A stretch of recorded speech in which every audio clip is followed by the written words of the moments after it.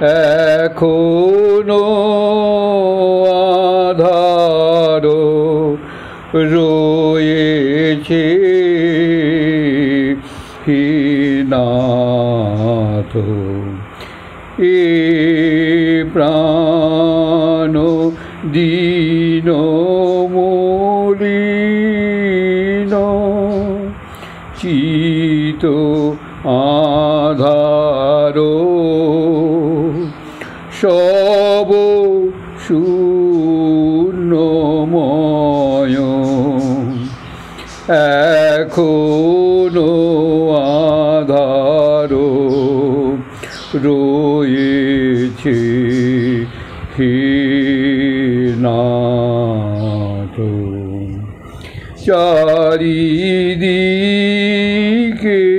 চাহি পথ নাহি নাহি, শান্তি কোথা কোথা আলয়,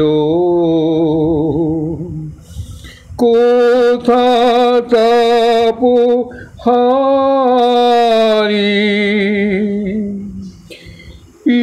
পিপাসার বারি, হৃদয়ের চির আশ্রয়,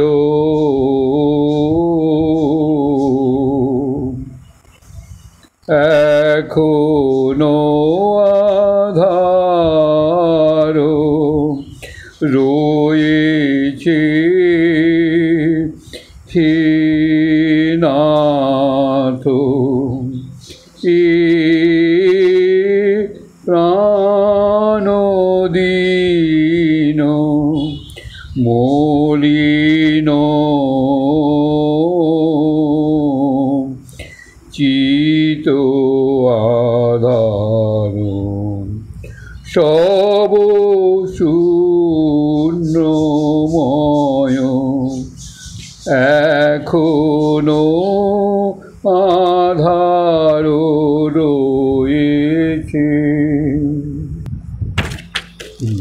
সদাশিবানন্দের অনুদানই চলছে। স্বামীজি ছিলেন পুরুষ সিংহ। একদিকে অন্যায় অবিচার দেখলে যেমন তিনি সর্বশক্তি নিয়ে ঝাঁপিয়ে পড়ে তার মূলচ্ছেদ করার চেষ্টা করতেন, অন্যদিকে তাঁর হৃদয় ছিল কুসুমের মতো কোমল।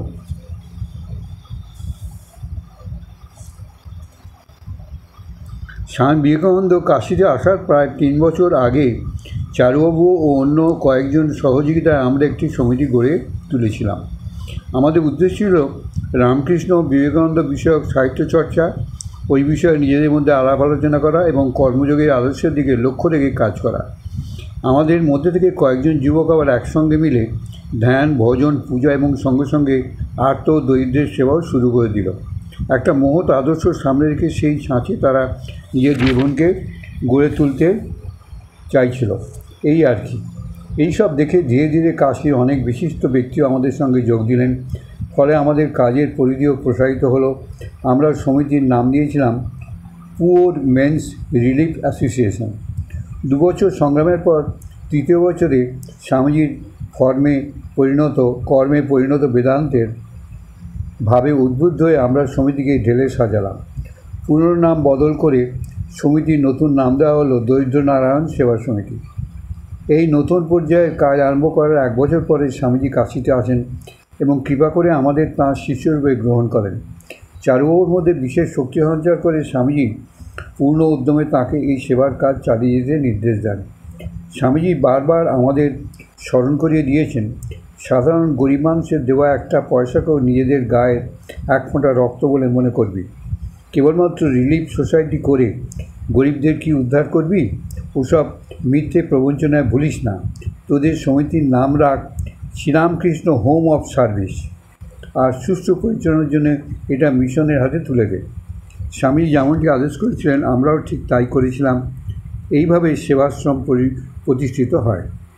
অনেক হিন্দুর মধ্যেই বার্ধক্যে কাশীবাসের একটা চল আছে। তাঁরা সংকল্প করে আসেন আমরণ তাঁরা কাশীতেই থাকবেন। ওই স্থান ছেড়ে কোথাও যাবেন না। বাংলাদেশের ছোট এক জমিদার পণ্ডিত শিবানন্দ অনুরূপ সংকল্প নিয়ে কাশীবাস করতেন। তিনি সংস্কৃত দর্শন শাস্ত্রে সুপণ্ডিত ছিলেন এবং সাধনক্ষেত্র বেশ উন্নতি করেছিলেন। একদিকে হৃদয়বত্তা, অন্যদিকে উদার দৃষ্টিভঙ্গি, এই দুটি গুণই তার মধ্যে ছিল। কাশীতে আসার সময় থেকেই তার সঙ্গে আমাদের পরিচয় এবং প্রথম থেকেই তিনি আমাদের সমিতির অন্যতম পৃষ্ঠপোষক ছিলেন।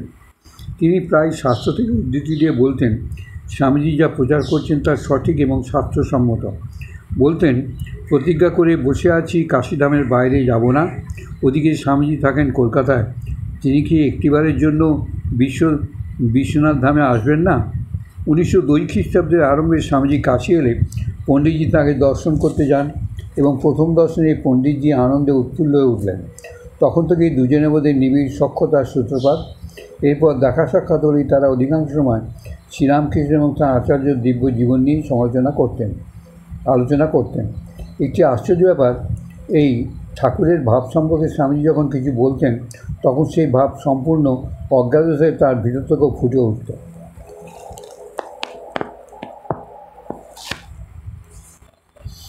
কখনো কখনো পণ্ডিতজি বিভিন্ন শাস্ত্রীয় প্রসঙ্গের অবতারণা করলেও স্বামীজি তার প্রিয় বিষয় কর্ম ও সেবার কথাই বেশি বলতেন।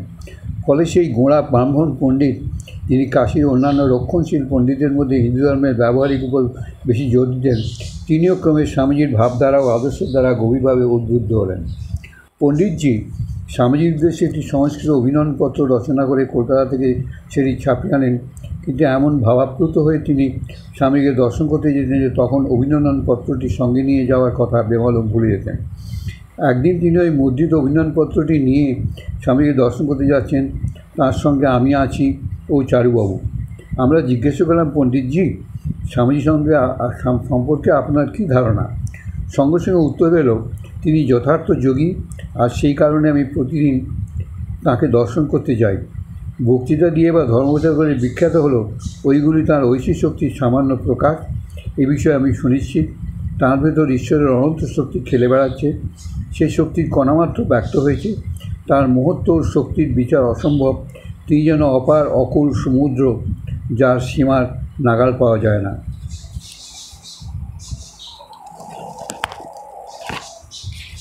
গাড়ি করে কিছু এগোনোর পর দেখি স্বামী শিবানন্দ, স্বামী গোবিন্দানন্দ ও অন্যান্য এক সন্ন্যাসীকে নিয়ে স্বামীজি একটি গাড়িতে ভৃঙ্গার মহারাজার প্রাসাদের দিকে যাচ্ছে। দুটি গাড়ি দাঁড়িয়ে পড়ল। পণ্ডিতজি আমাদের গাড়ি থেকে নেমে কিছুটা সলজ্জ সংকোচে স্বামীজির হাতে মানপত্রটি তুলে দিলেন। এক ঝলক দেখেই স্বামীজি বুঝলেন অভিনন্দনপত্রটি কী আছে। একান্ত বিনয়ের সঙ্গে তিনি এবার বললেন, পণ্ডিতজি, আপনি এ কী করেছেন?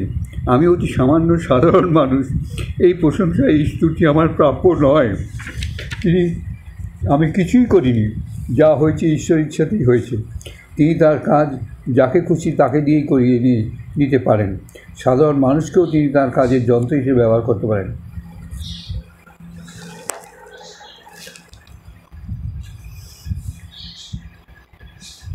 এই ঘটনার পর পণ্ডিত শিবানন্দকে কাশীর বিদ্বৎ সমাজ তথা সংস্কৃত পণ্ডিতের কাছে প্রায় স্বামীজির গুণাকীর্তন করতে দেখা যেত ও মহামহোপাধ্যায়, রাখালদাস, ন্যায়রত্ন প্রমুখ অনেক প্রাচীনপন্থী পণ্ডিত এইভাবে স্বামী বিবেকানন্দের ভাবের সান্নিধ্যে আসেন এবং তিনি যে একজন ঐশী পুরুষ ছিলেন এটা নিশ্চিতভাবে বুঝতে পারেন।